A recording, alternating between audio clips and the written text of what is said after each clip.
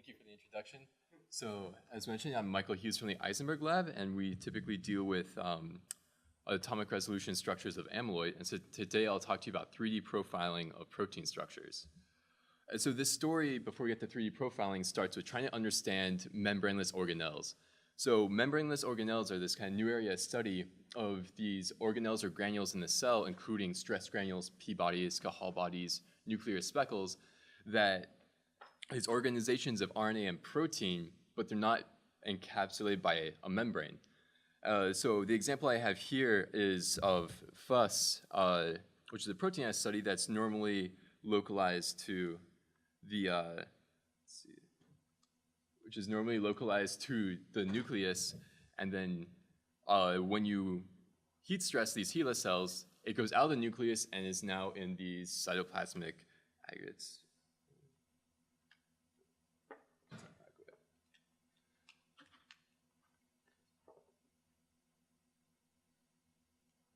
Okay, that works. Thank you.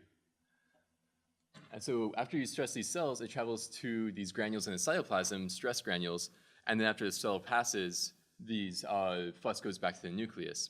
And so these granules have to be dynamic and rapidly rearranging within the cell. And so the question is, what allows these membraneless organelles to organize if not by a membrane encapsulating them? So researchers in the field have found that lots of proteins in these membraneless organelles have low complexity domains, and that these low complexity domains help localize these proteins to the membraneless organelles. So we start off with what's a low complexity domain. A low complexity domain is a region of a protein that has a bias of amino acids. So some amino acids are significantly overrepresented. So this is ribonuclease, and it's relatively uninteresting in that all the amino acids are pretty normal. All 20 are represented fairly well.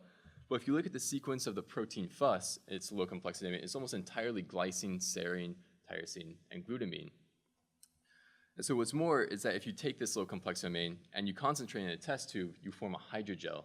This hydrogel is composed of protein fibers that give diffraction that looks like amyloid. So this is being posited as a way for, so what's more is that this hydrogel is reversible based upon temperature. And this kind of flies in the face of what we normally think of amyloid as an ultra-stable protein structure associated with disease, to have something that's reversible, a bit more labile. But this also lends itself now to a hypothesis that you can have these low complexity domains organizing and giving a structure to these membraneless organelles. So when our lab has typically studied amyloid, we try to solve segments of proteins that form the backbone of amyloid fibers. And the remarkable stability from these amyloid fibers we owe to a structural motif that we call a steric zipper. And so this is when you have an amyloidogenic protein stacked to form a beta sheet, and then two beta sheets come together across a very dry interface, and this extensive dry interface gives this ability to the amyloid fibril. And so when diving into trying to study what would allow FUS to form a fiber that's reversible, we expected something kind of like a steric zipper, perhaps. I show here a steric zipper from yeast prion, sub 35, and I highlight the backbone here. This is just the peptide backbone. You can see these very nice wavy beta sheets. And so it was able to solve two structures from FUS, and instead of these nice wavy beta sheets, you see that backbone is very kinked and distorted. And so a consequence of this is now you have much less interacting surface area between these two, and less side chain interdigitation between these two mating beta sheets, which might allow it to be less stable, more reversible. So now we've identified these, so we call them LARCs, for low complexity amyloid-like reversible kink segments. So our question is, can we find these other places in proteins? So to tackle this, we used this technique, 3D profiling, to try and identify LARCs in other proteins. And so to do this, we take a structure that I have, in this case, SYS-GYS. In silico, we strip the side chains, leaving just the backbone, and this is our threading model. So now we can take any sequence of interest and put 6 residues on, and then put the side chains onto the backbone, and computationally repack them using a Rosetta energy function to try and minimize the energy. And out of this, we get a Rosetta energy, and if it's favorable, we believe that this segment or a sequence that we thread on would be able to form or adopt this conformation, this structure. So we apply this to, we try and do this for every 6 residue segment in a protein or in a domain, and if the energy of the 6 residue segment falls below a certain threshold, which we consider favorable, we'd expect to find that segment forming a LARC or a steric zipper, depending upon what threading model we're using. And so we start off doing this for 8 low complexity domains that we know are in stress granules. And from that, we were able to accurately predict the locations of 2 LARCs and corroborate by solving their structures. Another one from FUS, STGGYG, and one from HNRMPA1, which is another stress granule RNA binding protein. Again, you see the really distorted and kinked backbone consistent with other LARCs that we've solved. So we proved that this tool of 3D profiling can actually identify other these structural motifs in other places in proteins. So we applied it to the entire human proteome. So we threaded over 20,000 proteins and looked at the proteins rich in LARCs. So we looked at the top 400 proteins with the most predicted LARCs in them. And so what we got out of that was showing this diagram of a cell, and these are examples of these 400 proteins and the different membraneless organelles that we find them in.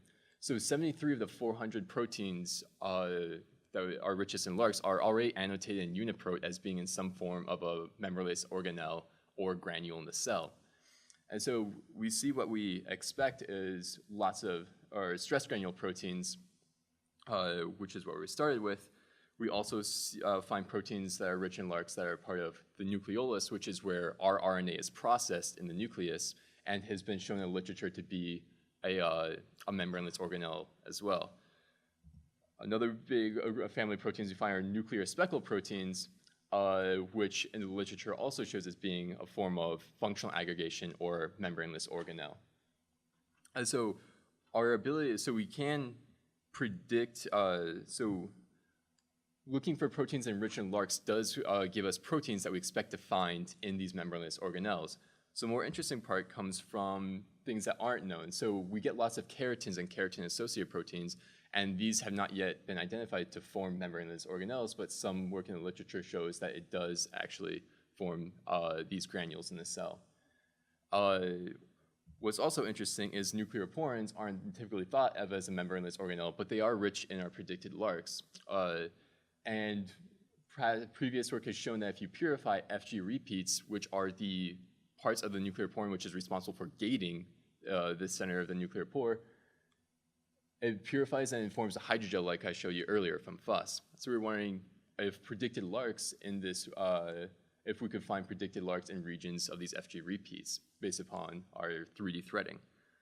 And as it turns out, we were able to solve the structure of a segment in nucleoporin 98 that does form a LARC or another kink structure. And so again, validating our ability to identify this structural motif, not just in the RNA binding proteins that we expect, but also in other parts of the cell as well that might be using this strategy. So concluding, what I've shown you is, start off with researchers that have identified membraneless organelles and low complex domains may be important for organizing this, and that we have this structural motif of LARCs that might allow for the reversible and dynamic association of these membraneless organelles. With 3D profiling, we can accurately predict where these LARCs are in other proteins.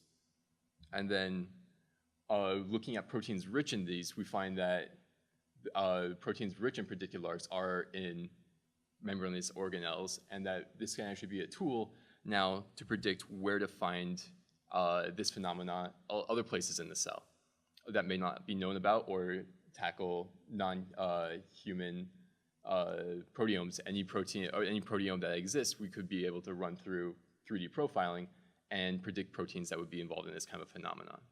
And so I'd like to thank David Eisenberg for letting me run loose on this project, and members of the Eisenberg lab. I have lots of help with crystallography. Other grad students, Elizabeth, who works on low complexity domains as well. Computational help, I don't work in a vacuum. I had to learn lots of Python to deal with all this, and it was actually helpful from the QCBio. I took a Python class and bootstrapping and statistics. So it's kind of cathartic to be here based on that research.